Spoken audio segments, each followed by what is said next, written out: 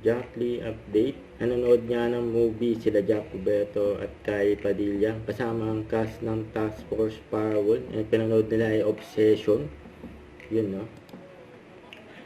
May sweet pa nga nila Jack at Kylie. May pinilig pa nga si Buboy Villar sa likod, eh. Ay, hello guys. Guys, work kayo guys. Nag-live sila. Yes. Yung mga pulupulo yung headset ko eh. At in-interview pa nga sila Jack, Kylie Alcantara at Miguel Tan Felix dyan sa set ng Task Force Powerwolf, yun ng PEP. Ito yung video. Siyempre, nagpa-perform sila. Si Jack Hawk pupunta na sa sayo. Mas tuloy natin makikita sa sayo siya. Corner siya. Nasaya pa nga nila. Okay na to.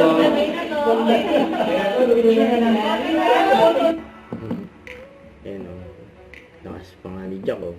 Yung pambansang abs, Jack Roberto, ay nag-workout. Don't forget, subscribe, click the notification bell for my update. This is Richard the Action Love. Stay tuned for more videos. See ya.